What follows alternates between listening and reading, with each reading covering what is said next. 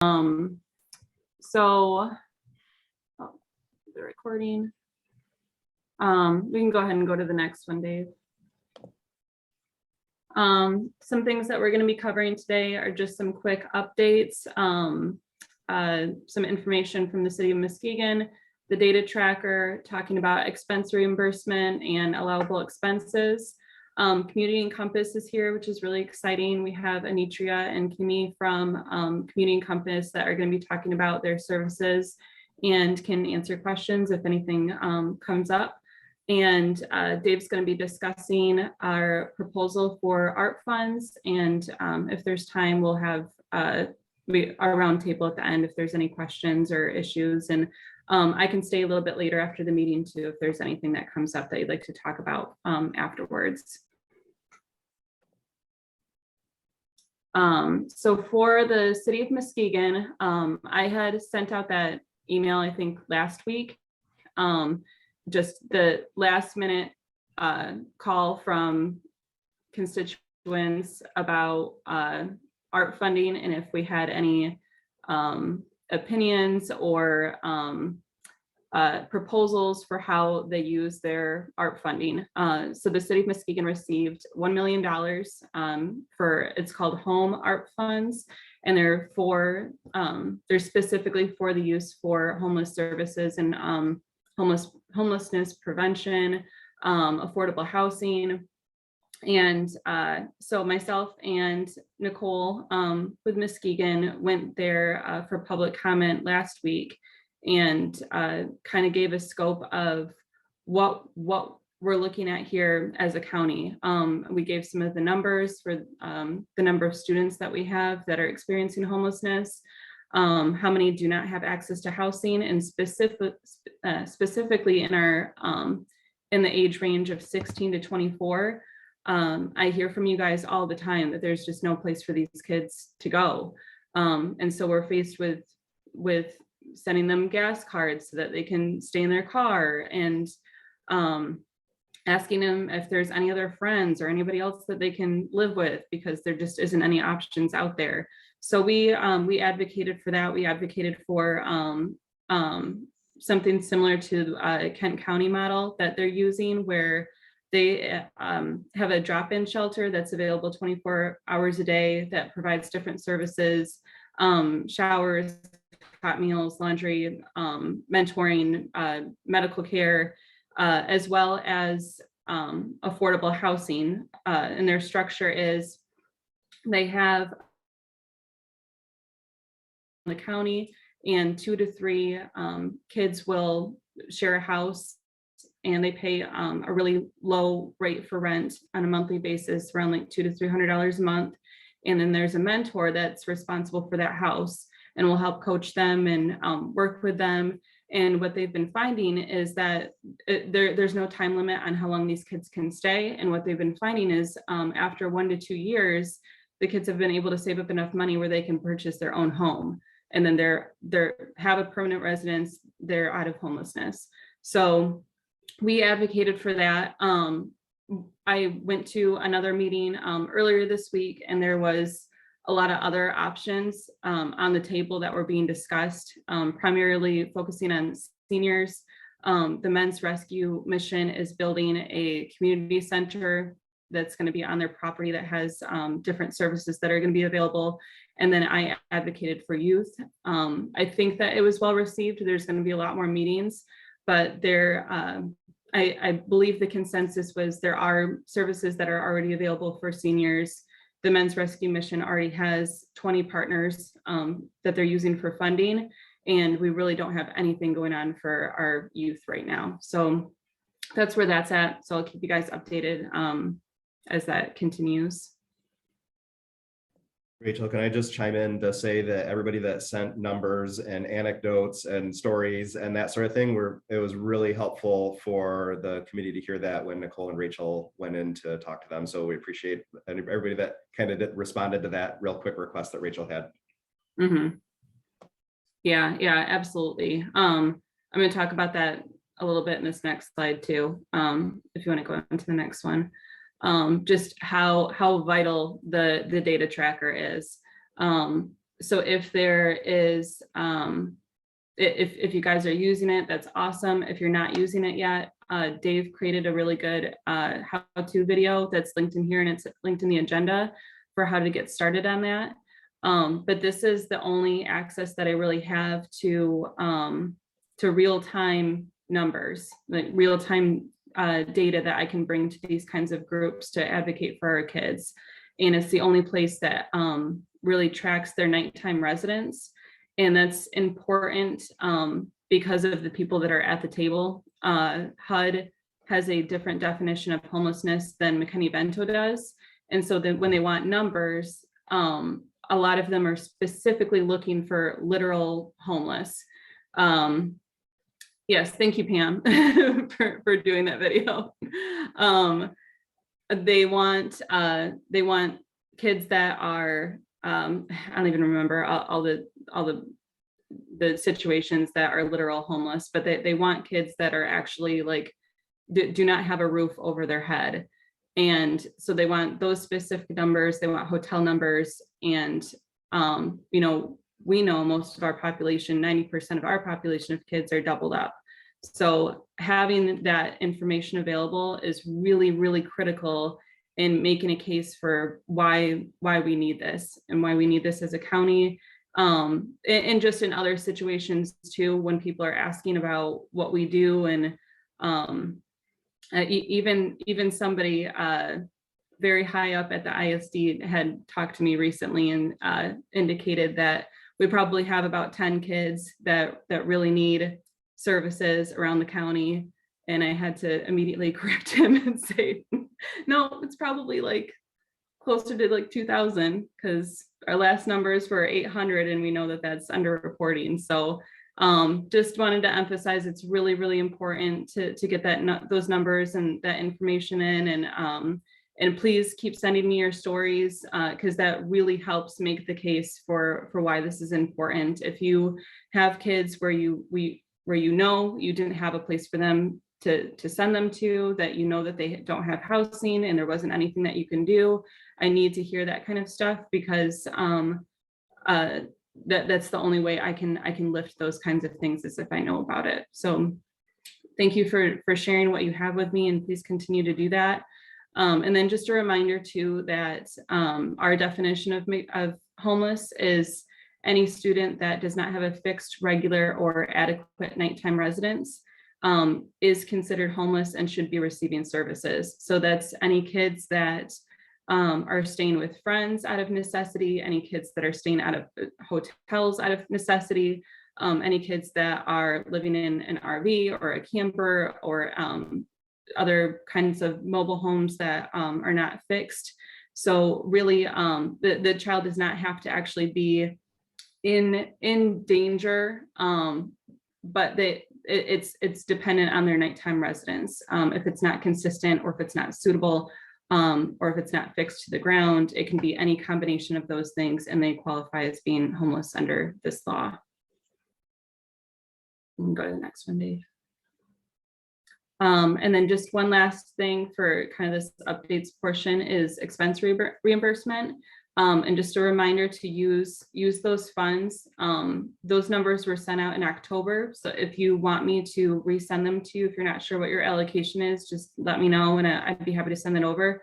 Some of the things that we've reimbursed for so far are winter coats, boots, student fines, washer and dryer, gas cards, school supplies. But there's other uses that you guys can have for this funding too. If you already have a way to get coats for kids, if you already have a way to get school supplies for kids under different funding sources, this money can also be used for stipends for teachers. I know attendance is a big issue right now. So if you have kids that you know are experiencing homelessness, and even kids that aren't experiencing homelessness, just so long as we cover the kids that are, we can pay for stipends for teachers to make calls out to families, to send mailers out to families. One idea I had heard in a group was that they're sending out mailers with QR codes that have surveys and different information on them that parents can quick fill out as they're collecting different information on their families. Conference registrations and training. Star Commonwealth does really good trauma training. That's all online, and they have different modules that are available. So that's another way that these funds can be used also. So if you have any questions about that, just let me know. The reimbursement procedures are linked in the agenda and linked in here. And the next due date for invoices is March 18th. If it's after that, that's okay. But just as a reminder to get those in once you have them, and we'll get that processed. And yeah, so if there's any questions about that, feel free to let me know. Is there any questions that I can answer right now about any of the things that I just covered?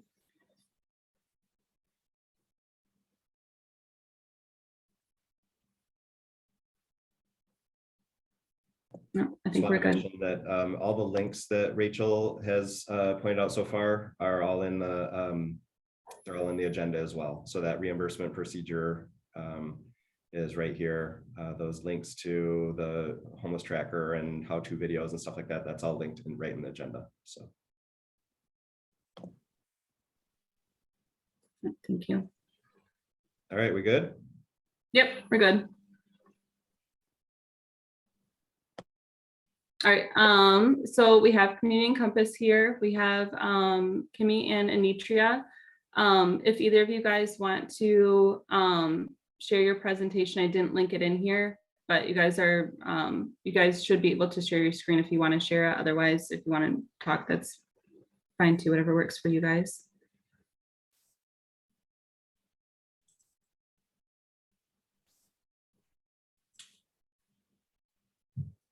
Can you all see it? Okay. Yep.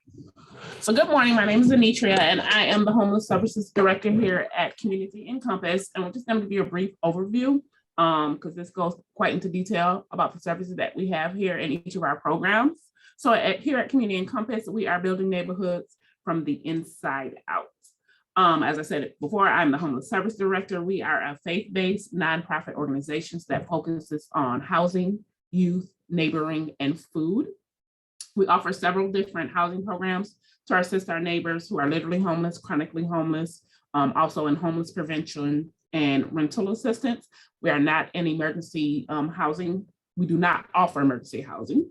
So our first point of contact would be to call us at 231-728-3117. And that's how we will begin the initial steps into receiving services here at Community Encompass. Once someone completes that screening, I ask that my intake team contact the neighbor, because that's what we call our clients, our neighbors, within 24 hours. So if you call today between 8 and 9 o'clock or 8 to 10 o'clock tomorrow morning, they will be getting a call back. The neighbor and then we will also, within that 24 hours, we have the VIs for that, which is an assessment that determines which housing program and barriers that the neighbor has. The neighbor has 5 days to submit important documentation that we will need to provide services, which include the license or state ID, social security cards for all family members, and income information. And if they are literally homeless, they will need a verification letter stating that they are homeless, and that information can be provided to us, by email, fax, or we do have a drop-off box. Due to COVID, we are not having face-to-face with our neighbors at this time.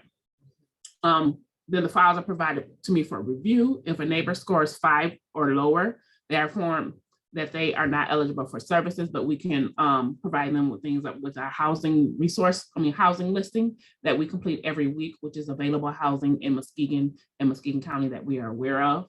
If they score a 6 or higher, they are assigned a case manager, and I will email that case manager the name of the neighbor, give them the file, and they have 24 hours to contact that neighbor to begin those services, case management services. So Sherelle Huey, who is our Emergency Solution Grant Team Manager, she focuses on rapid rehousing and outreach. Rapid rehousing and outreach consists of those who are literally homeless, which is an individual or family who lacks a fixed, regular, adequate nighttime residence, which is living in a place that's not meant for human habitation, living or residing in the public or a private shelter, is exiting an institution where he or she has resided for 90 days, or less, or who has resided in an emergency shelter or a place not meant for human habitation immediately before entering the institution. If someone is fleeing or attempting to flee domestic violence. To qualify for case management services, again, they have to have a 6 or higher as an individual, or an 8 or higher as a family. On that VX for that, they have to have their verification of homelessness, which is written by an outreach worker, an organization, or professional business, and their income has to be below 30% AMI, which is the area median income. Okay, so we also have homeless prevention here.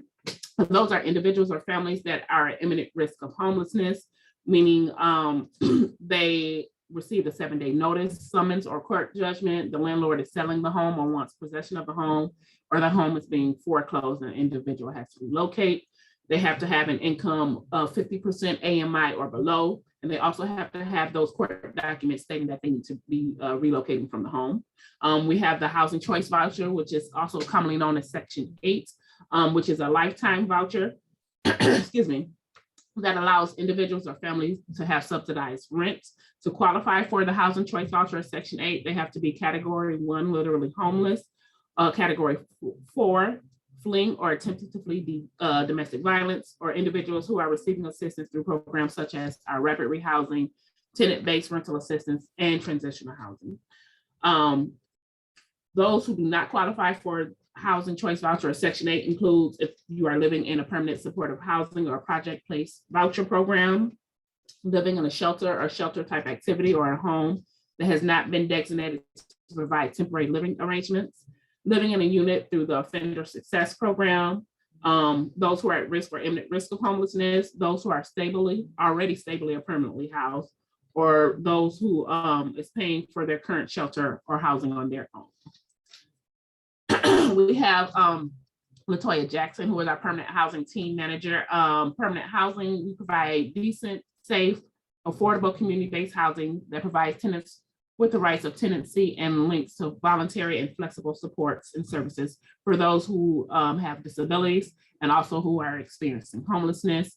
We provide, permanent supportive housing is a proven effective means of reintegrating chronically homeless and other highly vulnerable homeless families and individuals with psychiatric disabilities or chronic health challenges into the community. So we have Bethany Housing, which are 30 units that we own, which is managed by Lighthouse Property Management. We have 31 rental properties. A few of the units are market rate, and other than that, they have to have 8% AMI. I need to change that. 4 family-based project units. So those are those PBVs, which is project-based vouchers. They're different from the HCV or Section 8 because it doesn't go with the tenant, it stays at that property. Clients are pulled from the coordinated entry by name list, and the applications are submitted to Lighthouse. And then we have Nyada Brown, excuse me. Oh, I should say Latoya has Bethany Housing. She manages our veterans program and our frequent user pilots as well. And that used to be that part of Shire for those who frequented the hospital a lot and got referrals because they were homeless and going to the hospital very frequently.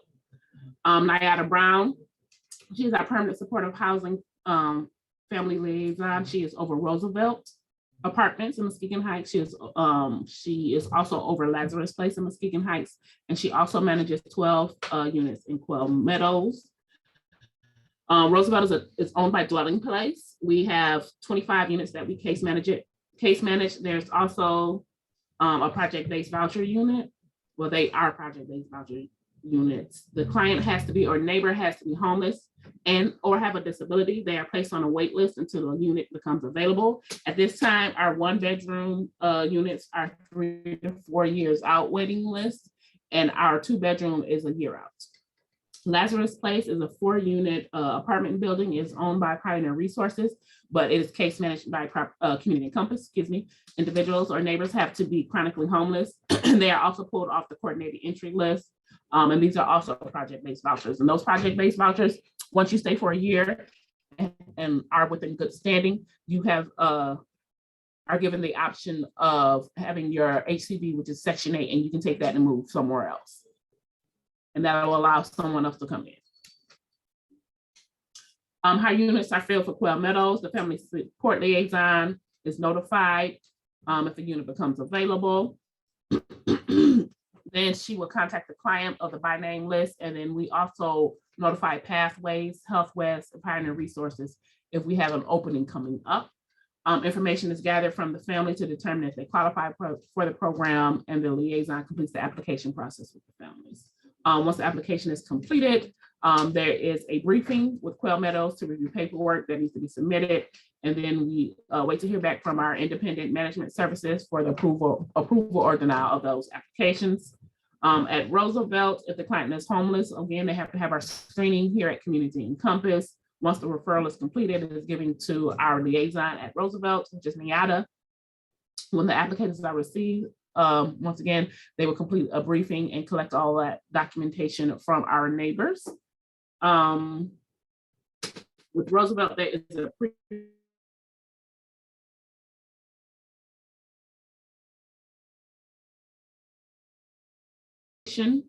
on the Encompass project-based voucher side of the wait list. You have to make at least 2.5 times the rent or either an active voucher.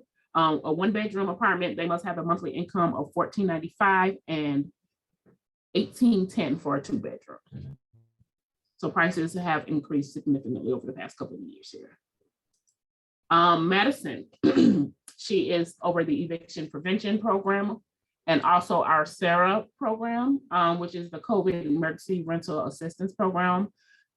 So those who have an income less than 80% of the area AMI will meet also meet these conditions. The individual or individuals in the household has qualified for unemployment benefits or has experienced a reduction in income, incurred significant costs, or experienced other financial hardship due directly or indirectly to COVID-19.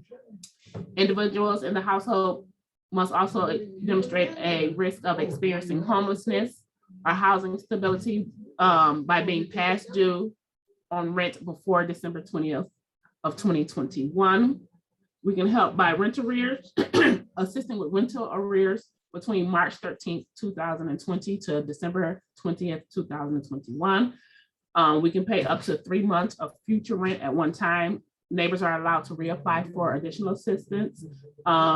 Depending on the income and the AMI, we can pay up to $2,500 in utility assistance.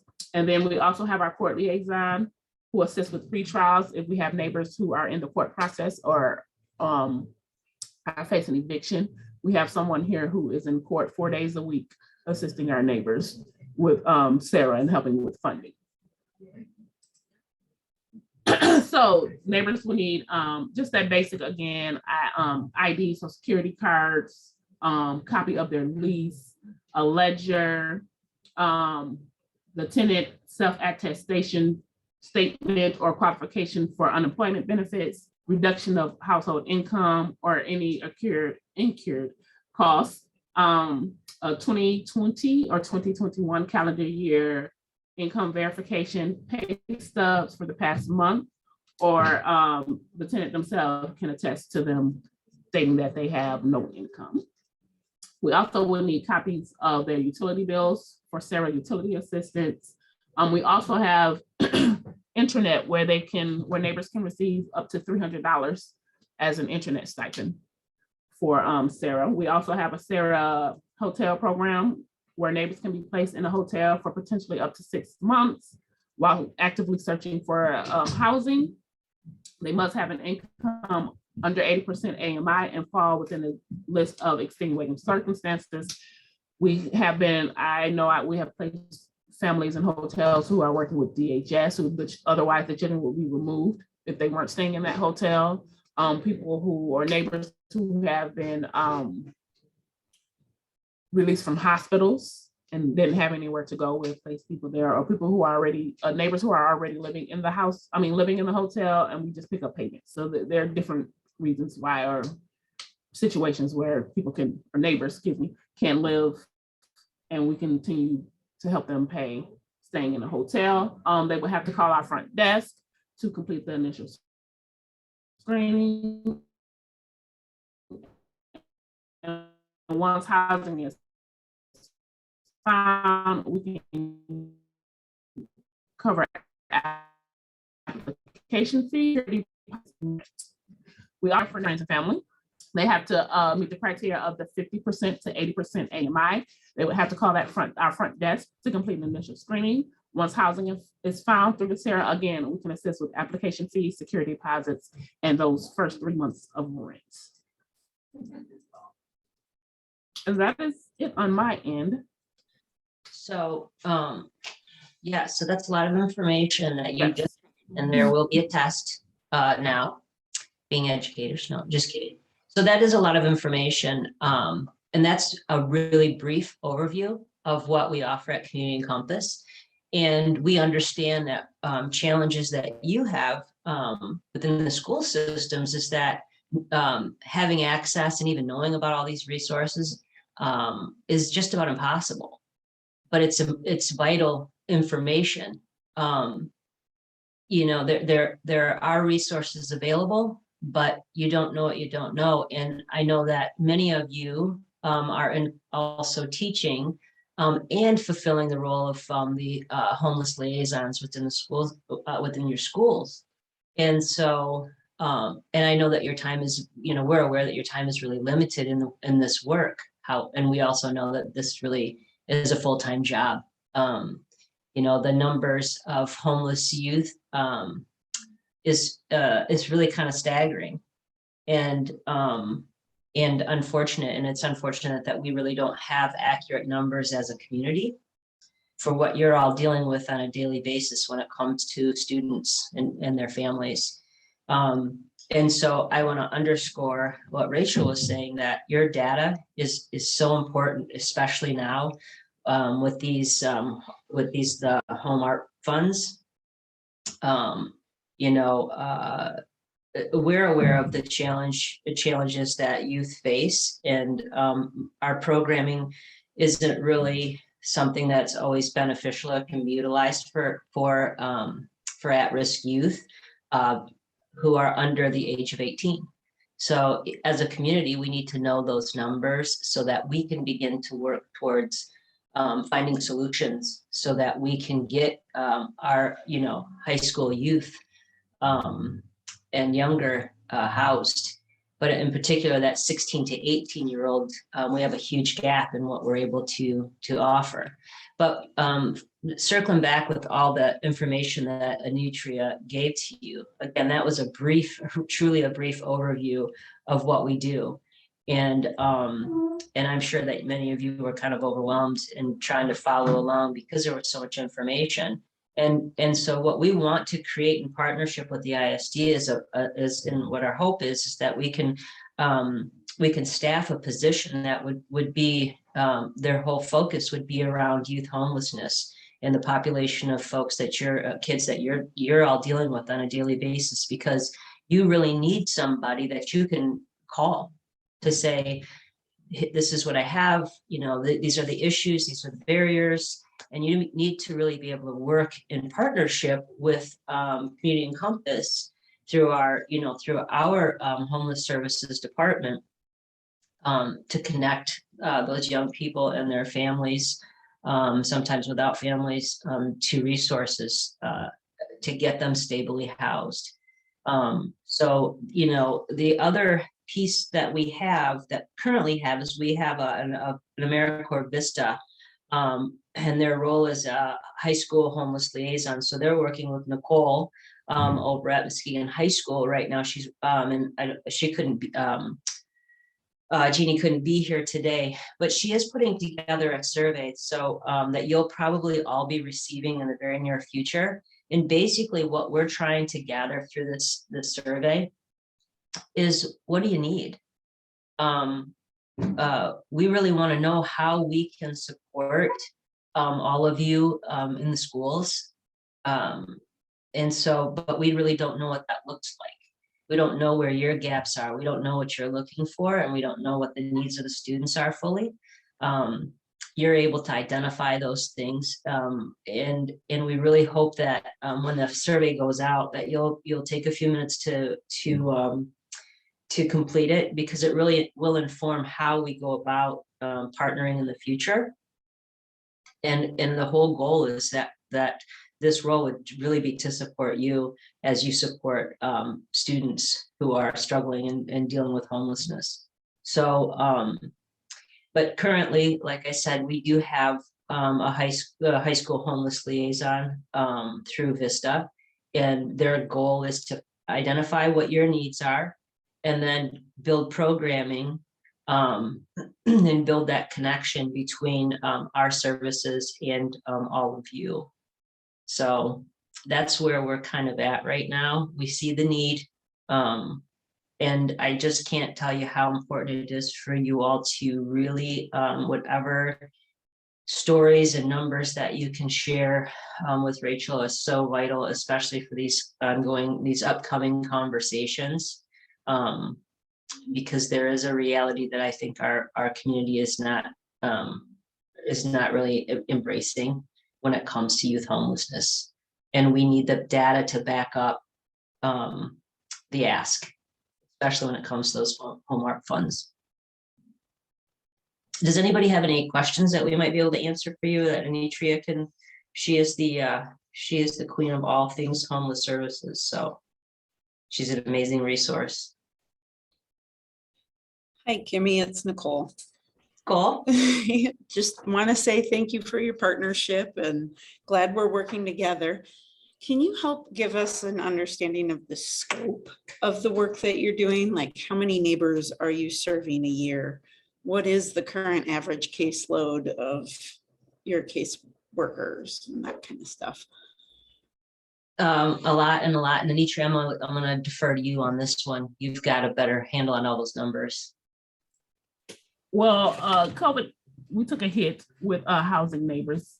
But I can say right now, my case managers have anywhere between 40 and 60 neighbors, and I have 7 case managers. Typically, right now, they may have 10 neighbors housed. What we are running into is before we had houses but no funds. Now we have all of these funds, but rental rates have increased to where our neighbors can't afford. So it's literally us pulling in some of the partnerships and relationships that we have with some of these landlords and these property management companies to help us get neighbors housed within their income guidelines.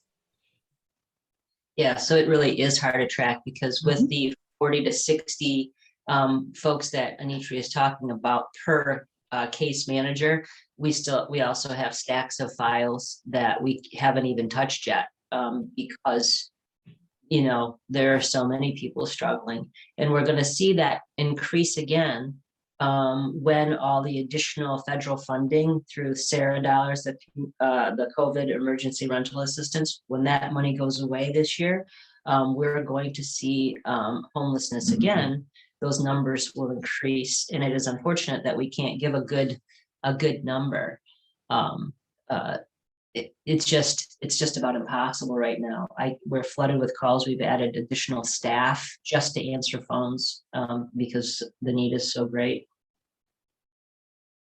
And to add on, I can say I write a report every month, and I can say, let's see, 50%.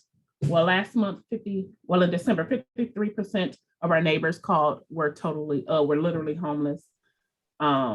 18% were homeless prevention, 15% were doubled up, 19% inquired about our hotel program, and 5 were not 5%, just 5 were fire victims.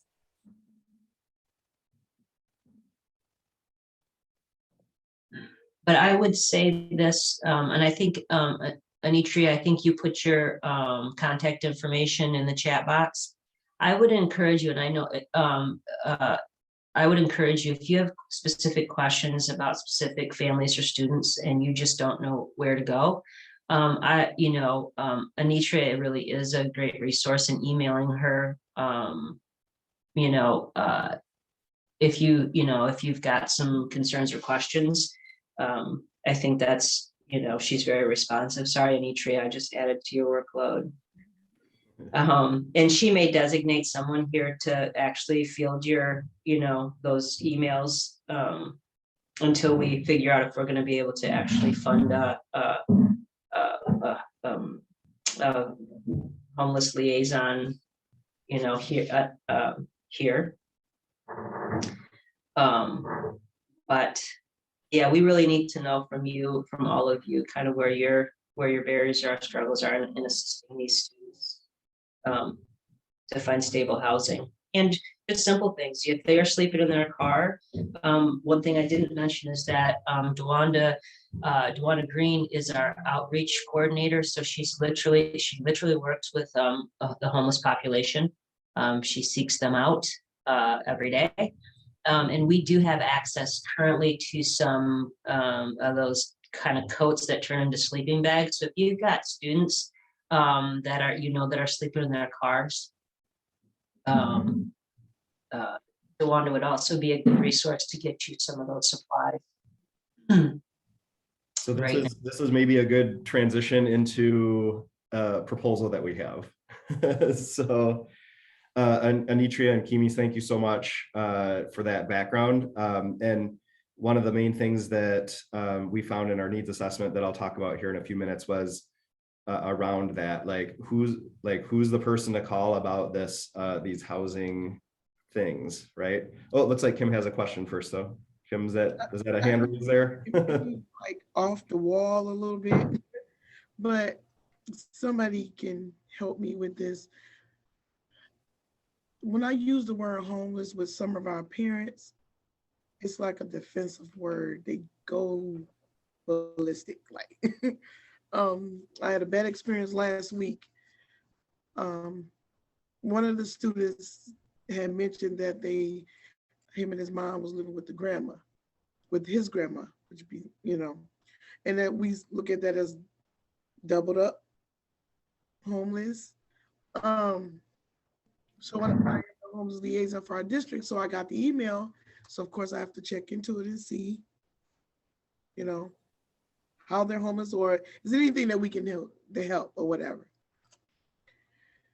We're not homeless. Who in the H told you we were homeless? And I just went, I'm like, it kind of taught me something that day, because I'm like, I gotta find another word or another way of approaching families that get in the defense mode, because me and my mom been living together for years. It's by choice. Like, this is what we decide to do, is stay together. So they're not homeless. But when it comes to I'd say two things, and I'd welcome anybody else to kind of weigh on it.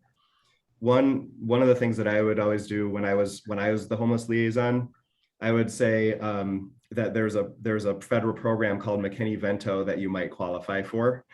So I didn't use the word homeless, because I learned the same way that you did that that can be a barrier.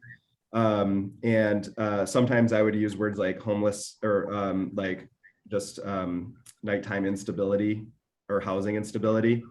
And those sorts of things really seem to resonate with people.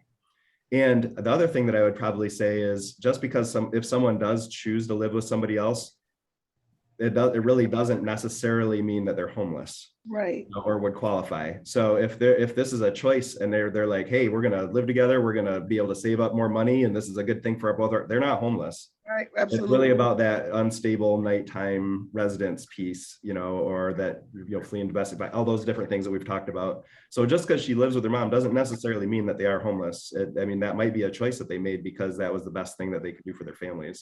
Yeah, that's what she said. I was explaining to my coworkers. So whenever you come across them, like, how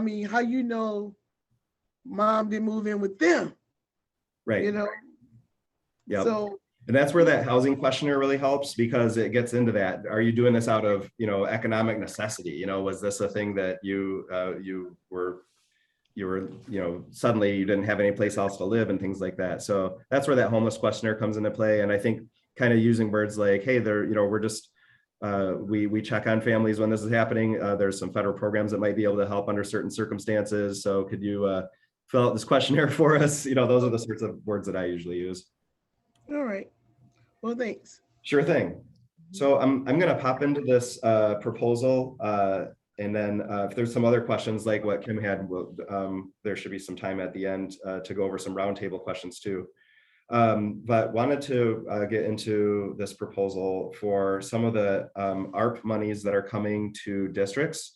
So Anitria talked about some of the monies that are coming in that came into the city of Muskegon, or Rachel had talked about that. But this is about monies that would be coming to schools. And so what Rachel and I did was we went back to our needs assessment that we give every year. And there were some real big themes that came out in the needs assessment. The first one that came up was, who am I supposed to call when there's these housing situations that come up? And then there were specific to that, several that came questions about unaccompanied minors, where there's not even a family for these kids to be staying with. They're maybe a little bit older, maybe they're 16, 17 years old.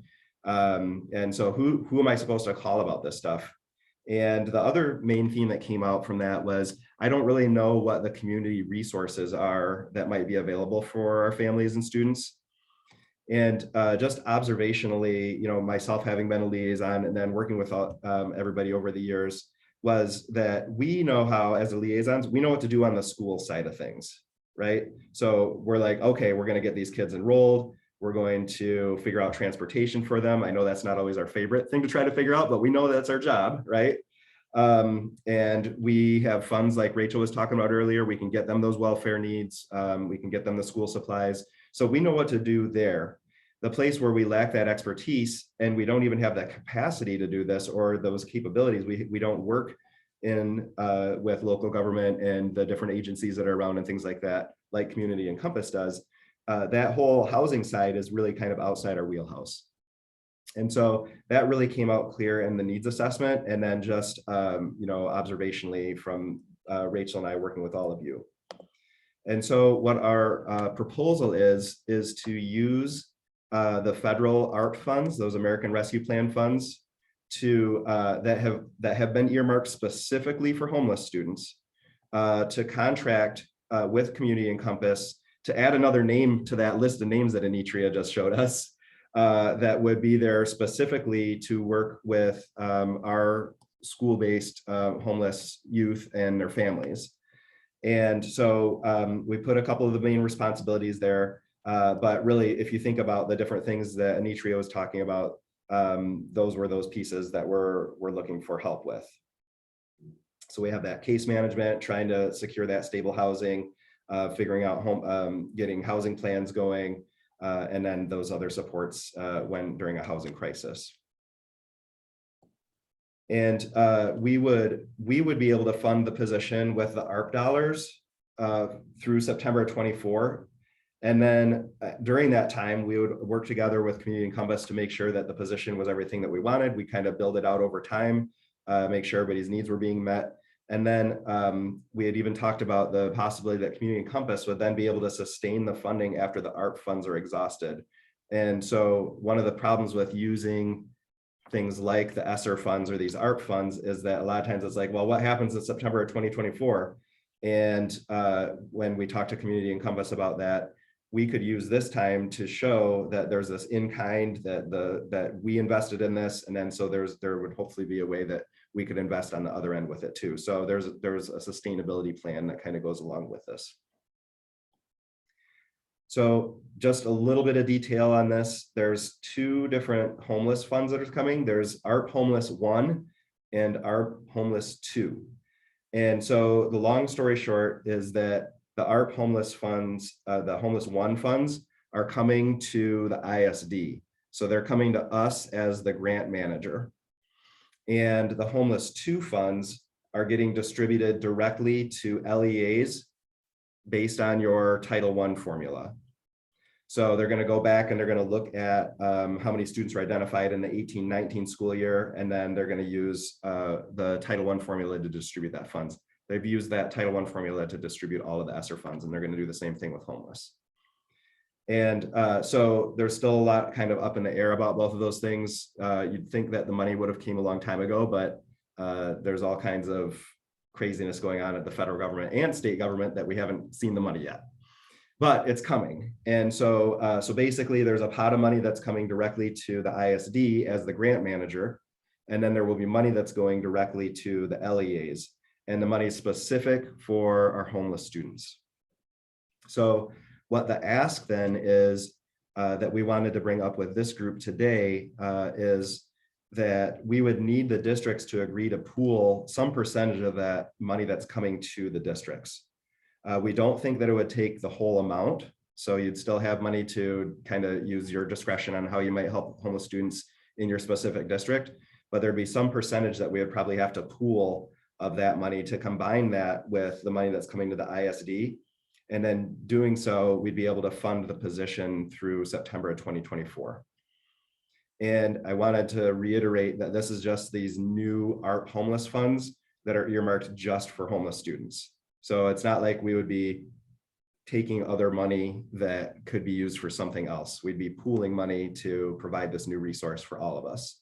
And you'd continue to get your regular homeless distribution that Rachel talked about at the beginning of the meeting. So basically kind of where have we been with this and where are we coming up? So Rachel and I met with Anitria and Kimi back in that November, December timeframe. And after we kind of nailed down the concept, we talked with ISD leadership and they're supportive of that as long as the districts are supportive and we can fund the position. And so we ran the concept by MDE to say, hey, would this even get approved? And they're like, yes, this is exactly what the sort of thing that we're looking for these homeless ARP funds. So that brings us up to today. Wanted to put the proposal in front of all of you and give an opportunity for everybody to talk about it a little bit. And then Rachel and I are going to talk to the curriculum directors next week about it. So these today and the curriculum directors next week are just kind of informal conversations to say, here's what it is. What questions or ideas do you have? And then we would ask for some more specific feedback, a lot like what Kimi was asking about. Like, what are the specific needs? What are the specific hopes that you would have for this position? So we would gather that feedback and then hopefully get the funding and secure the position. So that's kind of the timeline of things. So I wanted to pause there just to open it up for some discussion, just to see what questions do you have? What ideas do you have? Does this sound like a good idea? I know that this is something that came up in our needs assessment and through lots of conversations. So I'm really just interested in hearing from you, even if you just think, if you're like, yes, let's do it. I'd like to at least hear that so that we know that we have that kind of support when we go to talk to the curriculum directors. So I'd like to open it up and just hey, Dave, see if I can get some feedback. So Dave, in terms of the funding, would that be like prorated based on the number of kids that we identified? Yeah, so you'll get funding based off of that. I'm just saying so the amount each district would contribute to this position, would it be Yes. prorated based on the number of students that we identified? Yeah. Yep. So basically what we would do is we would just look at a percentage of, like if we said, hey, we did the math and it looks like if we were able to get 50% of everybody's ARP homeless funds, we could do that. And then so then if you got 10,000 and somebody else got 100,000, you'd be contributing 5,000, they'd be contributing 50,000, for example. All right, I suspected, but I still want to ask. So thank you. Yep, sure thing. Do we have a rough idea about how much a case manager costs? I see Kimi nodding. Yeah, we're looking at $17 to $19 an hour. It will be because they'll be fairly specialized, and it will be a lot of coordination and movement. It's a really specialized special population.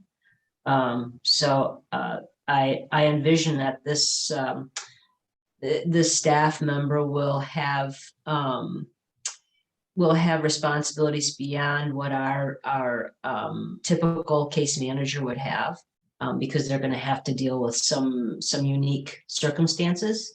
When we look at minors who are basically on their own, what does that look like? That's a, and how do we, address those things? So and that's just a real basic, piece of it. So 17 to 19 will be probably our range.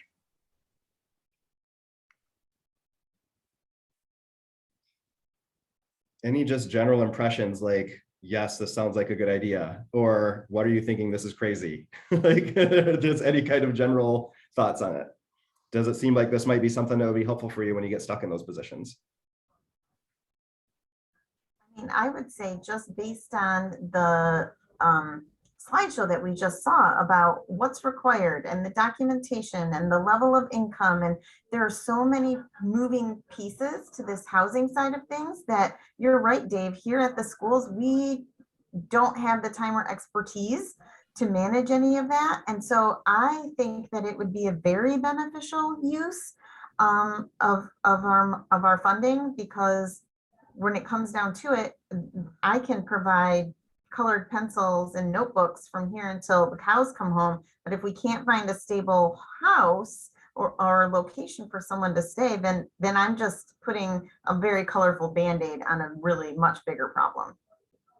Yeah, and I think it's really important. And I think what this role could do is help you to do your job more efficiently, because we're not asking you to do things that are way beyond what you have the capacity to do. And that's really what we're asking you to do right now in your current roles as homeless liaisons, is we expect you to know all and do all, and do the rest of your job as well. And as the HARA, our job is to really support you as you identify students who are dealing with homelessness. Our job is to step in at that point once you've identified them and said, and let us know, hey, here is this person or this family. That's when we step in and we do what we do, right? And if we're all doing what we do, we can build a system, or a process that works, that's beneficial to folks that are in need. We all become better at what we do, and we all become far more efficient when we're not tasked to do things that are just way above our capabilities. Amen. I think that's something everybody can get behind on this and on this call. Amy, did I just hear you pop? Yeah, I was just going to say, I agree with Laura. We can make students' educational experience as pleasurable as possible when they walk in our doors. The difficulty I'm finding is how to do that when they leave our doors. So if we could have a connection with that community base, that community resource, that I don't live in that world, so I'm not able to speak to that with knowledge, that connection would be huge. Even if it's just a referral type connection, I would prefer it to be more of a collaborative, but whatever it would be helpful. Yeah, and Amy, to that point, we do hope that this would be like a real collaborative type thing, so this person would come to our liaison meetings, and they would be the one that I would expect that all of you would probably have some sort of relationship with, and that would be tasked specifically with our population. So that's a good point. So yeah, I think it's great that it's a referral, but I do think getting to that level where it's a relationship where you can kind of bounce ideas and things like that, that's why we want to make this kind of a long-term piece, and not just give poor Nitria's number out and say everybody call her. That's what we're committed to, is a collaboration. It doesn't make any sense for us just to have a staff that you send names to. These are humans and people who need things beyond just a roof. right? They've experienced trauma and a lot of other things. And so we really have to treat each case, each person individually. And so those services and those responses and our role and your role they're going to look different every time.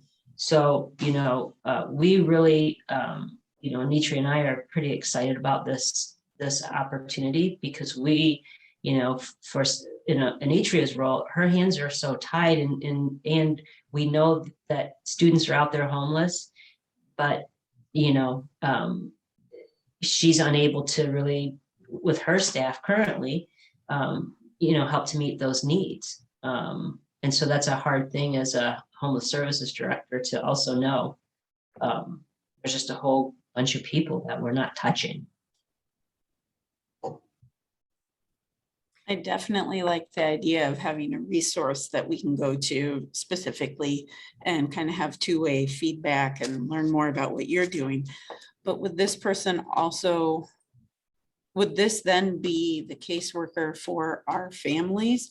Or would this person then refer them to caseworkers currently at Community and Compass? Because I already have more than 60 families.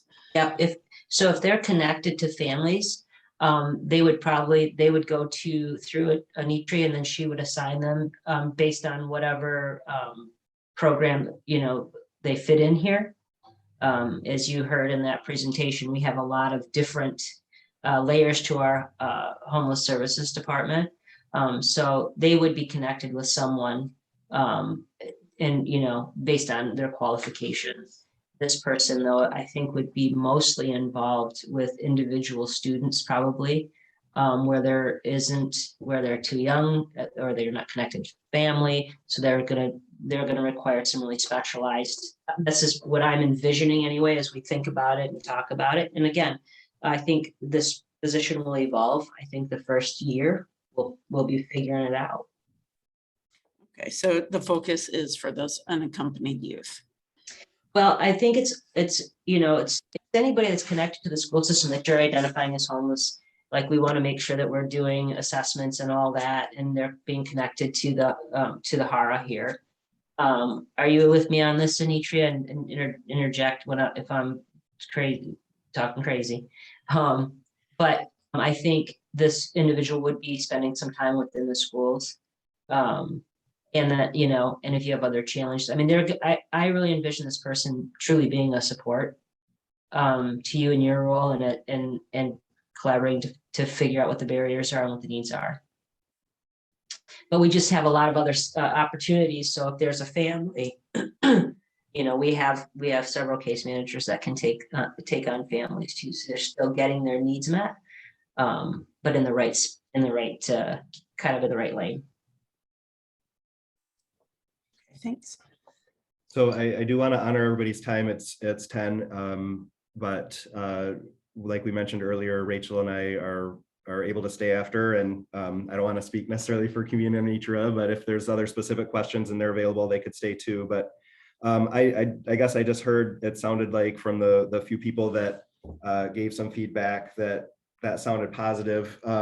If you had specific questions or concerns that maybe you didn't want to raise with the whole group, please reach out to me and Rachel. We want to feel informed going into our meeting with the curriculum directors to say, it sounded like there was support from the liaisons. But if you don't think if you think otherwise or have other concerns, please reach out to us. We'd be glad to talk it through with you. So, but I do want to honor everybody's time because it's 10 o'clock now. So we'll end the official meeting. I'm going to end the recording, and then if there's anybody that would like to stick around afterward for any questions or specific situations, we'd be glad to help out.